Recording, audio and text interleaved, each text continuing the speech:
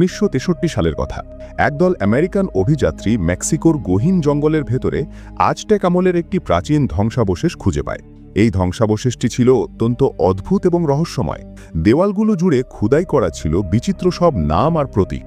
এছাড়া সেখানে দেখা যায় অসংখ্য মানুষের কঙ্কাল, যাদেরকে প্রাচীনকালে খুব নিষ্ঠুরভাবে বলি দেওয়া হয়েছিল। শুধু তাই নয়, ধ্বংসাবশেষের একদম গভীরে তারা একটি প্রাচীন পাথরের কফিন বা সার্কোফেগাস খুঁজে পায়। আশ্চর্যের বিষয় হলো, এই কফিনটির চারপাশে ছড়িয়ে ছিটিয়ে ছিল প্রচুর মানুষের দেহাবশেষ। কফিনটি দেখে যে কেউ বুঝতে পারবে এটি সাধারণ কিছু নয়, বরং এর ভেতরে ভয়ানক কিছু লুকিয়ে আছে। কিন্তু সেই আমেরিকান অভিযাত্রীরা ছিল খুবই অসতর্ক। তারা এর গুরুত্ব বুঝতেই পারেনি। তারা শেষ পর্যন্ত কফিনটি সেখান থেকে খুঁড়ে বের করে আনে। কিন্তু তারা জানত না যে তাদের এই কাজের ফলে এমন এক প্রাচীন অশুভ শক্তি বা ইভিল গড পৃথিবীতে পুনরায় ফিরে আসবে, যাকে বহু যুগ আগে বন্দী করে রাখা হয়েছিল। এভাবে কয়েক দশক পার হয়ে যায়। নিউ ইয়র্কের একটি অ্যাপার্টমেন্টে একজন কৃষ্ণাঙ্গ নারী তার বন্ধুর সাথে কথা বলছিলেন। তিনি বিরক্তির সাথে বলছিলেন যে নতুন ভাড়া নেওয়া এই বাড়িটি বড্ড অদ্ভুত। তার সবসময় মনে হয় রুমের ভেতরে অশুভ কিছু একটা আছে, যা তাকে সারাক্ষণ নজরে রাখছে। এই কথা ভাবতে গেলেই তার শিরদাঁড়া দিয়ে ভয়ের শীতল স্রোত বয়ে যায়। তাই তিনি সিদ্ধান্ত নিয়েছেন যে আগামীকালই এই বাড়ি ছেড়ে চলে যাবেন। কিন্তু কথা বলতে বলতেই হঠাৎ তার ঘরের টিভিটা অদ্ভুতভাবে কাঁপতে শুরু করে। ঠিক তখনই মেঝের একপাশে ভেজা পায়ের ছাপ দেখা যায়। তিনি যখন অবাক হয়ে সেই পায়ের ছাপ দেখছিলেন, তখনই পুরো বাড়ির বিদ্যুৎ চলে যায়। অন্ধকার ঘনিয়ে আসতেই তিনি খুব সাবধানে করিডোরের দিকে তাকিয়ে দেখেন পাশের বেডরুমের দরজাটা নিজে থেকেই খুলে গেছে। ঠিক সেই মুহূর্তে একটি মথের ডানার ঝাপটানি তার মনোযোগ নষ্ট করে দেয়। তিনি খুব অবাক হন যে এত ঠান্ডার মধ্যে মথ কোত্থেকে এলো। কিন্তু তিনি যখন আবার পেছনে ফিরে তাকান, তখন দেখেন ঠিক সেই বেডরুমের মাঝখানে হঠাৎ করেই একটি পাথরের কফিন আবির্ভূত হয়েছে। এই দৃশ্য দেখে তিনি ভয়ে জমে যান। কিছু বুঝে ওঠার আগেই একজোড়া বিশাল দানবীয় হাত অন্ধকার থেকে বেরিয়ে এসে তাকে জাপটে ধরে। এরপর এক আর্তনাদের সাথে সাথে তিনি চিরতরে নিখোঁজ হয়ে যান। ঠিক সেই সময়ে আমাদের গল্পের নায়িকা কেট একজন অবৈধ অভিবাসী হিসেবে মেক্সিকো থেকে নিউ ইয়র্কে আসে। শুরুতে তার মনে হয়েছিল আমেরিকায় টাকা উপার্জন করা খুব সহজ হবে, কিন্তু বাস্তব জীবন তার সেই ধারণাকে ধুলোয় মিশিয়ে দেয়। কোনো বৈধ পরিচয়পত্র বা আইডি কার্ড না থাকায় তাকে একটি কাপড়ের কারখানায় অত্যন্ত কষ্টে কাজ করতে হয়। থাকা খাওয়ার খরচ বাঁচানোর জন্য সে খুব সস্তায় একটি অ্যাপার্টমেন্ট খুঁজে পায়। যদিও সেই অ্যাপার্টমেন্টের ভাড়া ছিল অনেক কম, কিন্তু সেখানে কিছু অদ্ভুত নিয়ম ছিল। বাড়ির মালিক শুধুমাত্র মেয়েদের কাছেই ঘর ভাড়া দেন। আর এত বড় একটা অ্যাপার্টমেন্টে কেটকে নিয়ে মাত্র 2 জন ভাড়াটে ছিল। বিষয়গুলো বেশ রহস্যময় হলেও টাকা বাঁচানোর তাগিদে কেট বাধ্য হয়ে সেখানে থাকার সিদ্ধান্ত নেয়। রাতে যখন কেট ঘুমানোর চেষ্টা করছিল, তখন এক অদ্ভুত ঘটনা ঘটে। সে স্বপ্নে তার মৃত মাকে দেখতে পায়। তার মা কেটের মাথায় হাত বুলিয়ে দিচ্ছিলেন এবং চাইছিলেন যে কেট যেন তার নিজের সুখ খুঁজে নেয়। কিন্তু কেট জানত না যে বাস্তবেও ঠিক সেই মুহূর্তে একটি হাত তার চুলে হাত বুলিয়ে দিচ্ছে। কেট যখন হঠাৎ ঘুম থেকে জেগে পেছনে ফিরে তাকায়, তখন সেই হাতটি মুহূর্তের মধ্যেই উধাও হয়ে যায়। পরদিন সকালে কেট যখন কাজে যাওয়ার জন্য বেরোচ্ছিল, তখন সিঁড়িতে তার সাথে অন্য ভাড়াটে ফ্রেয়ার দেখা হয়। কেট খুব আন্তরিকভাবে তাকে হ্যালো বলে এবং জানায় যে ভবিষ্যতে কোনো প্রয়োজনে তারা একে অপরকে সাহায্য করতে পারে। কিন্তু ফ্রেয়ার আচরণ ছিল খুবই শীতল। সে জানায় যে সে খুব শীঘ্রই এখান থেকে চলে যাচ্ছে। যাওয়ার আগে সে কেটকে সাবধান করে দেয় যে বাড়ির মালিকের কোনো কথা যেন সে বিশ্বাস না করে। এই কথাগুলো কেটকে খুব দুশ্চিন্তায় ফেলে দেয়। কেট যখন বাড়ি থেকে বেরোচ্ছিল, তখন সিঁড়িতে 2টি ভুতুড়ে মূর্তির ছায়া ফুটে ওঠে। এটা স্পষ্ট ছিল যে এই অ্যাপার্টমেন্টের ভেতরে কোনো এক ভয়ানক রহস্য লুকিয়ে আছে। কিছুক্ষণ পর কেট কারখানায় পৌঁছালে মালিক তাকে জানায় যে গতকাল সে যেসব কাপড় সেলাই করেছিল সব আবার নতুন করে করতে হবে। উপায় না পেয়ে তাকে আরও কঠোর পরিশ্রম করতে হয়। রাত পর্যন্ত হাড় ভাঙা খাটুনি খেটে সে কাজ শেষ করে। কাজ শেষে ফেরার সময় টিভিতে সে একটি খবর দেখে যেখানে পুলিশ অবৈধ অভিবাসীদের ধরপাকড় করছে। এটা দেখে সে খুব চিন্তিত হয়ে পড়ে। ঠিক তখনই তার এক পরিচিত লোক তাকে একটা খারাপ খবর দেয়। সে জানায় যে তার গ্রিন কার্ড বা ওয়ার্ক পারমিট করানোর খরচ রাতারাতি 1000 থেকে বেড়ে $3000 হয়ে গেছে। এমনিতেই টাকা নেই, তার উপর এই খরচ বৃদ্ধি কেটের জন্য মরার ওপর খাড়ার ঘা হয়ে দাঁড়ায়। তবে সৌভাগ্যবশত এই শহরে কেটের এক কাকা বা আঙ্কেল থাকতেন। যদিও তারা দূর সম্পর্কের আত্মীয় ছিলেন, তবুও সেই কাকা কেটকে খুব পছন্দ করতেন। তিনি কেটকে কথা দেন যে একবার যদি সে আইডি কার্ড জোগাড় করতে পারে তবে তিনি তাকে একটি ভালো চাকরির ব্যবস্থা করে দেবেন। কাকার এই আশ্বাসে কেট মনে নতুন সাহস পায়। তাই এখন তার প্রধান লক্ষ্য হলো দ্রুত টাকা জোগাড় করা, যাতে সে তার আইডি কার্ডের ব্যবস্থা করতে পারে। কিন্তু যখন সে অ্যাপার্টমেন্টে ফিরে আসে তখন সে আন্ডারগ্রাউন্ড বা ভূগর্ভস্থ বেসমেন্ট থেকে থেমে থেমে আসা কিছু অদ্ভুত আওয়াজ শুনতে পায়। কৌতূহলী হয়ে সে সেই শব্দের পিছু পিছু নিচে যায়। সে দেখে বেসমেন্টের দরজাটা বন্ধ, কিন্তু সেই দরজার গায়ে অনেক আঁচড়ের দাগ। এই দাগগুলো দেখে মনে হচ্ছিল কোনো হিংস্র পশু হয়তো এগুলো করেছে। ঠিক তখনই বাড়ির মালিক সেখানে হাজির হয়। সে কেটকে জানায় যে এই বেসমেন্টটি তার ব্যক্তিগত জায়গা এবং সে চায় না যে কেট যেন এখানে খুব বেশি কৌতূহল দেখায়। মালিককে দেখে কেটের হঠাৎ মনে পড়ে যে তার এখন টাকার খুব দরকার। সে মালিককে অনুরোধ করে তার সিকিউরিটি মানি বা জমানো টাকা ফেরত দিতে, কিন্তু মালিক সরাসরি তা প্রত্যাখ্যান করে এবং জানায় যে এটা নিয়মের বাইরে। নিরুপায় হয়ে কেট নিজের ঘরে ফিরে আসে এবং তার সামান্য যেটুকু সঞ্চয় ছিল সেটা গুনতে শুরু করে। ঠিক সেই সময় কেট মেঝের নিচ থেকে ফ্রেয়ার আর্তনাদ শুনতে পায়। ফ্রেয়া সাহায্যের জন্য চিৎকার করছিল। কেট চমকে ওঠে এবং দৌড়ে ফ্রেয়ার রুমে যায়, কিন্তু গিয়ে দেখে রুমটি একদম খালি। ফ্রেয়া আগেই চলে গেছে। কেট ভাবল হয়তো এটা তার মনের ভুল বা হ্যালুসিনেশন ছিল। সে নিজের রুমে ফিরে আসে, কিন্তু সে জানত না যে সে ঘর থেকে বেরিয়ে যাওয়ার পর ফ্রেয়ার সেই খালি রুমে একটি রহস্যময় ছায়া বা অবয়ব ফুটে উঠেছিল। নিজের ঘরে ফিরে কেট দ্রুতই ঘুমিয়ে পড়ে। ঘুমের ঘোরে সে আবার স্বপ্নে ফিরে যায় তার মায়ের অসুস্থতার সেই হাসপাতালে। সে তার মায়ের পাশে বসেছিল।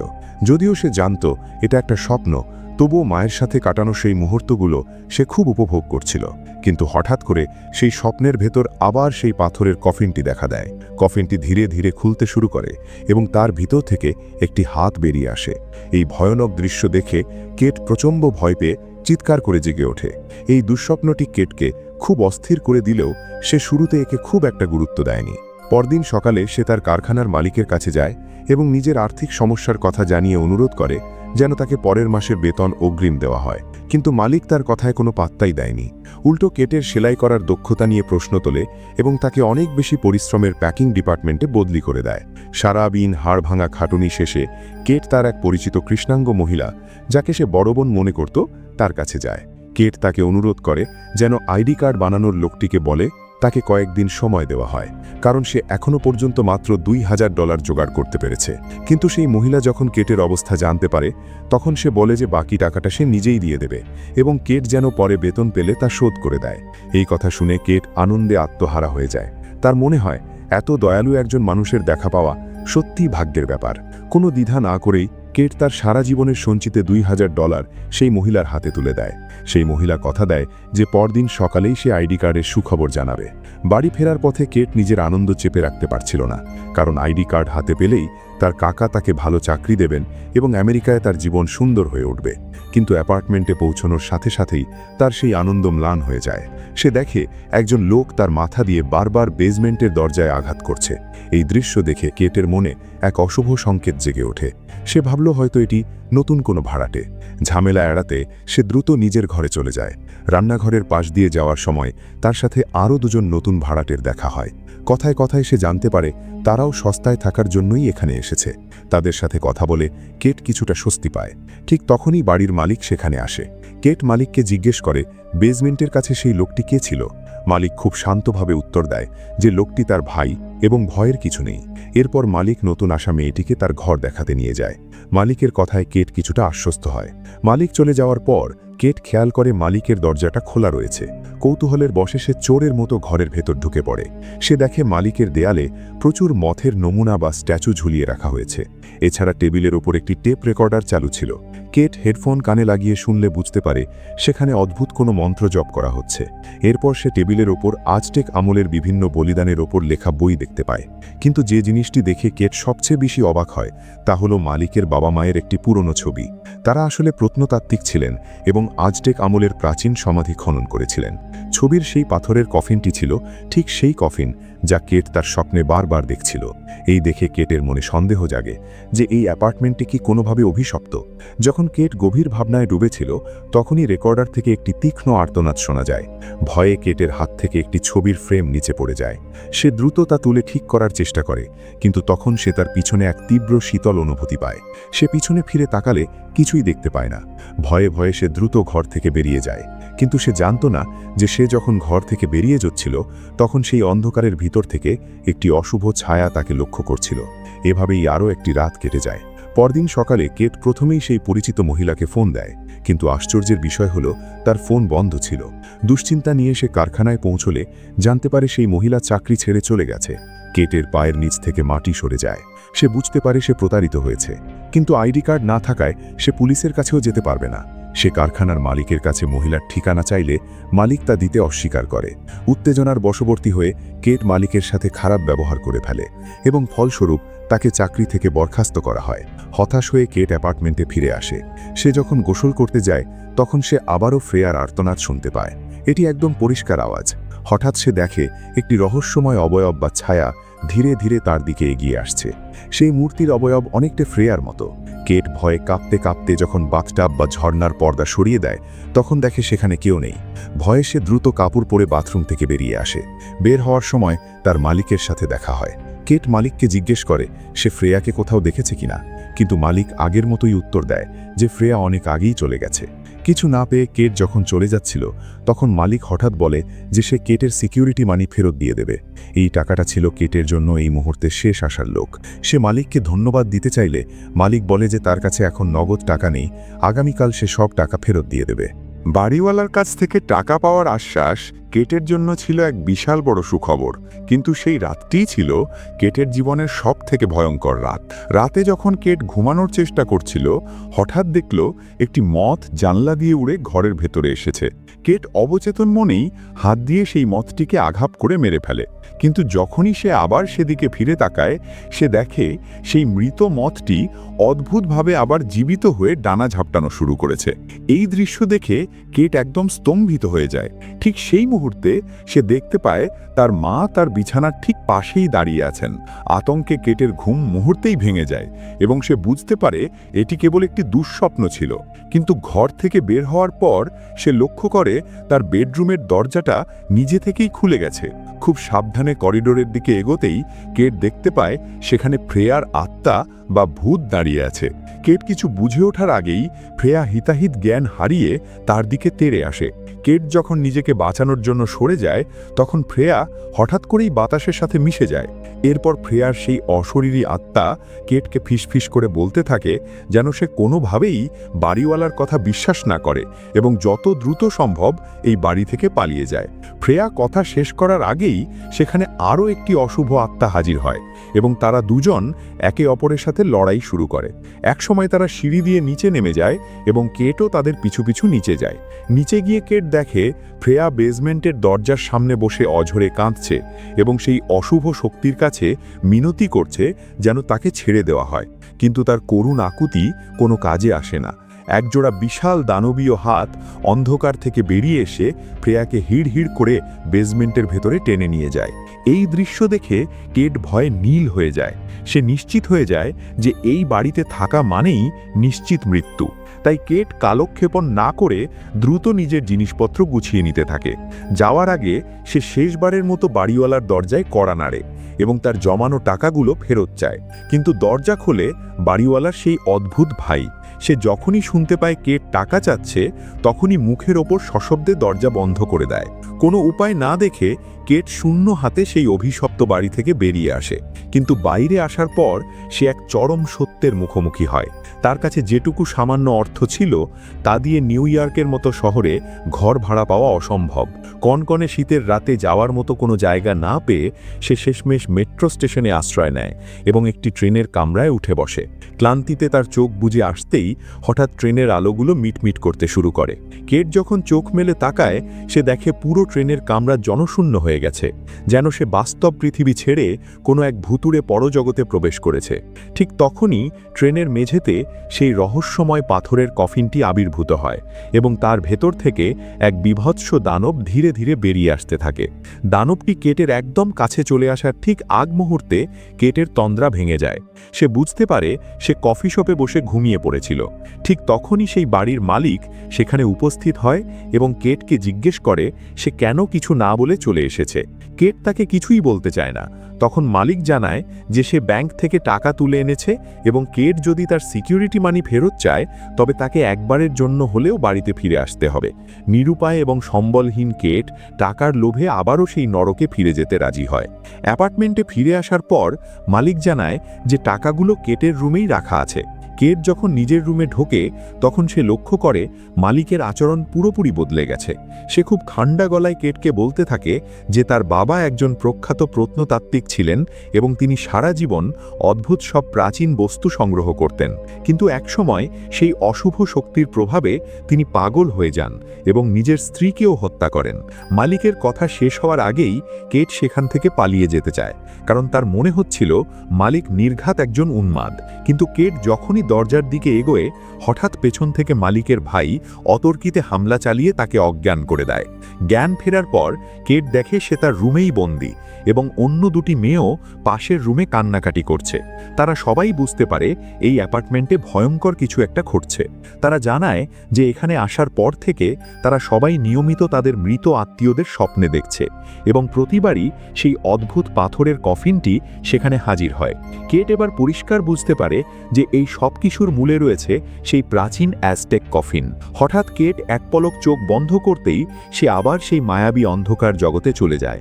তার চারপাশের মানুষগুলো অদৃশ্য হয়ে যায় এবং সেখানে সারি সারি প্রেতাত্মা তাকে ঘিরে ধরে। ঠিক তখনই কেটের মা আবির্ভূত হয় এবং তাকে নিজের কাছে টেনে নিতে যান এবং বলেন যেন সে কোনোভাবেই এখানে থেকে যায়। কিন্তু ফ্রেয়ার আত্মা আবারও কেটকেই মায়াজাল থেকে বাঁচায় এবং তাকে বাস্তবে ফিরিয়ে আনে। বাস্তবে ফিরেই কেট দেখে সেই দুই ভাইকে অন্য দুটি মেয়েকে টেনে হিঁচড়ে নিয়ে যাওয়ার চেষ্টা করছে। কেট তাদের বাধা দিতে গেলে তাকেও নিষ্ঠুরভাবে মেঝেতে আছাড় মারা হয়। ঠিক সেই মুহূর্তে কেটের কাকা বা আঙ্কেল দরজায় কড়া নাড়েন। এটা দেখে সেই খুনি ভাই দুজন কিছুটা থমকে যায়। তারা কেটকে ঘরের এক কোণে লুকিয়ে ফেলে এবং আঙ্কেলকে জানায় যে কেট অনেক আগেই বাড়ি ছেড়ে চলে গেছে। কিন্তু অভিজ্ঞ আঙ্কেল দরজার পাশেই কেটের স্যুটকেস দেখতে পান। কেট যখন জানলার কাঁচ ভেঙে চিৎকার করে সাহায্য চায় তখন আঙ্কেল আর স্থির থাকতে পারেন না। তিনি বাড়ির মালিককে ধাক্কা দিয়ে ভেতরে ঢুকে পড়েন কেটকে বাঁচাতে। কিন্তু দুর্ভাগ্যবশত মালিকের ভাই পেছন থেকে একটি ভারী লাঠি দিয়ে আঙ্কেলের মাথায় প্রচণ্ড আঘাত করে। দরজার নিচ দিয়ে আঙ্কেলের তাজা রক্ত বয়ে যেতে দেখে কেট পুরোপুরি ভেঙে পড়ে এবং বাঁচার আশা ছেড়ে দেয়। এরপর মালিক কেটকে বেঁধে ফেলে এবং তার সারা শরীরে এক ধরনের রহস্যময় ভস্ম বা গুঁড়ো মেখে দেয়। কেট ঘৃণায় চিৎকার করলে মালিক তাকে জানায় যে সে এসবই করছে তার অসুস্থ ভাইকে সুস্থ করার জন্য। এরপর তারা কেটকে কাঁধে করে বেসমেন্টের সেই বলিদানের মঞ্চে নিয়ে যায়। সেখানে যাওয়ার পথে কেট অদ্ভুতভাবে বাড়ির আনাচে কানাচে থাকা অসংখ্য অতৃপ্ত আত্মা দেখতে পায়। সে বুঝতে পারে এরা সবাই আগেই বাড়ির ভাড়াটে ছিল, যাদের এই দুই ভাই মিলে বলি দিয়েছে। বেসমেন্টে পৌঁছানোর পর কেট দেখে সেখানে ইতিমধ্যেই একটি মুন্ডহীন মৃতদেহ পড়ে আছে। মালিকের ভাই সেই লাশটি সরিয়ে কেটকে সেই প্রাচীন বেদির ওপর শক্ত করে বেঁধে ফেলে। এরপর তারা ধীরে ধীরে সেই পাথরের কফিনের ঢাকনা সরাতে শুরু করে। কফিনের ভেতর থেকে এক অন্তহীন সুরঙ্গের মতো অন্ধকার পথ দেখা যায়। এরপরেই শুরু হয় সেই বিভীষিকাময় অধ্যায়। কফিনের ভেতর থেকে হাজার হাজার মথ বেরিয়ে আসতে শুরু করে এবং এক ভারী পায়ের আওয়াজ পুরো বেসমেন্ট কাঁপিয়ে দেয়। ঠিক সেই মুহূর্তে কেট দেখতে পায় তার আঙ্কেল ভেতরে এসে তাকে লোহার শিকল থেকে মুক্ত করছেন এবং তারা দুজন মিলে বেসমেন্টের দরজা ভেঙে পালিয়ে যাচ্ছেন। কিন্তু এটি ছিল আসলে একটি ইলিউশন বা বিভ্রম। কেট নিজেকে হঠাৎ সেই সুরঙ্গের ভেতরে দেখতে পায় এবং আবারও তার মায়ের সামনে এসে দাঁড়ায়। মা তাকে সেখানে থেকে যাওয়ার জন্য প্ররোচনা দিতে থাকেন। কিন্তু কেট হঠাৎ খেয়াল করে যে তার মা মরার আগে তাকে বলেছিলেন যেন সে সবসময় সুখে থাকে, কিন্তু এই কাল্পনিক মা তাকে মরতে বলছেন। ঠিক তখনই বাস্তবে সেই কফিন থেকে বেরিয়ে আসে সেই প্রাচীন দেবতা বা দানব। এর আকার ছিল একটি বিশালাকার শুঁয়োপোকার মতো, যার শরীরের চারপাশ জুড়ে মানুষের হাত এবং মুখটি ছিল একজন নারী নারীর মতো। দানবটি কেটের মুখের ওপর এসে তার জঘন্য হাত দিয়ে স্পর্শ করতে থাকে এবং তাকে বিলে ফেলার জন্য মুখ হাঁ করে। কিন্তু সেই মায়াবী জগতে কেট বুঝতে পারে যে তার মায়ের রূপ ধরে থাকা এই সত্তাটি আসলে শয়তান। সে প্রবল আক্রোশে তার সেই কাল্পনিক মাকে শ্বাসরোধ করে হত্যা করে। এই রূপক হত্যার ফলে বাস্তবে সেই দানবটি প্রচণ্ড আঘাত পায় এবং ভয়ে কুঁকড়ে গিয়ে আবার কফিনের ভেতর ঢুকে যায়। কেট বুঝতে পারে এই দানবটি আসলে তার বুলি হতে যাওয়া শিকারের আত্মা দিয়ে নিজেকে পুষ্ট করে। কেট যখন বন্ধনমুক্ত হয়ে উপরে আসে তখন সে সিঁড়িতে সেই দুই ভাইকে দেখতে পায়। তারা অপেক্ষা করছিল যেন দানবটি কেটকে খেয়ে ফেলে এবং তার বিনিময়ে মালিকের ভাইয়ের ক্ষত সেরে যায়। কিন্তু কেটকে জীবিত দেখে তারা অবাক হয়ে যায়। কেট আর কোনো দয়া না দেখিয়ে হাতের কাছে থাকা একটি বড় রামদা দিয়ে আক্রমণ করে। সে ছোট ভাইকে কুপিয়ে ধরাশায়ী করে এবং বড় ভাইকে চরম আঘাত হানে। মালিকের ভাই শক্তিশালী হলেও কেট প্রতিশোধের নেশায় উন্মত্ত হয়ে তাকে ছিন্ন ভিন্ন করে ফেলে। এরপর কেট সেই শয়তান বাড়িওয়ালাকে হিড় করে টেনে নিয়ে যায় বেসমেন্টে। সে তাকে সেই বলিদানের বেদিতে শুইয়ে দেয়, যাতে যে দানবটিকে তারা পূজা করত সেই দানবটি যেন তার ভক্তকে গ্রাস করে। কফিনের সেই দানবটি মুহূর্তেই বেরিয়ে এসে বাড়িওয়ালার মাথাটি চিবিয়ে খেয়ে ফেলে। কেট দ্রুত বেসমেন্টের দরজা তালাবন্ধ করে দেয়, যাতে এই অভিশপ্ত শক্তি আর কখনো বাইরে আসতে না পারে। কিন্তু অ্যাপার্টমেন্ট ছেড়ে যাওয়ার সময় সে দেখতে পায় বাড়ির মালিক এবং তার ভাইয়ের আত্মাগুলো এখন এই বাড়ির ভেতরেই বন্দী হয়ে গেছে। কেট যখন রাস্তায় বের হয় তখন সে এক অলৌকিক পরিবর্তন অনুভব করে। তার ভাঙা পা এবং শরীরের সমস্ত ক্ষত মুহূর্তেই অদৃশ্য হয়ে যায়। সে নিজের শরীরের ভেতর এক আদিম এবং অসীম ক্ষমতা অনুভব করতে পারে। তার সমস্ত দুঃখ এবং কষ্ট যেন মুছে গিয়ে এক অদ্ভুত মানসিক প্রশান্তি তৈরি হয়েছে। কিন্তু এই শান্তি সাধারণ কোনো শান্তি নয়, এটি ছিল সেই অশুভ দেবতার দেওয়া আশীর্বাদ। কেট বুঝতে পারে যে এই ক্ষমতা সে আর ছাড়তে পারবে না। যে মেয়েটি একসময় নিজেকে বাঁচাতে চেয়েছিল সে এখনই সেই প্রাচীন দেবতার নতুন সেবিকা বা রক্ষিক হয়ে যায়। গল্পের শেষে একসময় লড়াকু কেট নিজেই সেই অন্ধকারের এক অংশ হয়ে বাড়িতে ফিরে যায়। বন্ধুরা, এই ছিল আমাদের আজকের movie no one gets out alive. এটি মূলত একটি ব্রিটিশ হরর সিনেমা যা নেটফ্লিক্সে মুক্তি পাওয়ার পর ব্যাপক জনপ্রিয়তা পায়। IMDb-তে এর রেটিং 5.3 হলেও এর গল্পের বুনন এবং বিশেষ করে সেই প্রাচীন দেবতার ডিজাইন মুভি প্রেমীদের নজর কেড়েছে। মানুষের নিঃসঙ্গতা এবং অসহায়তার সুযোগ নিয়ে কিভাবে অশুভ শক্তি গ্রাস করে তা এখানে খুব সুন্দরভাবে ফুটিয়ে তোলা হয়েছে। কেট শেষ পর্যন্ত হিরো থেকে ভিলেনে পরিণত হওয়া আমাদের মনে এক গভীর দাগ কেটে যায়। আপনারাও কি মনে করেন কেটের এই সিদ্ধান্ত সঠিক ছিল, নাকি সে পরিস্থিতির শিকার? কমেন্ট করে অবশ্যই জানাবেন।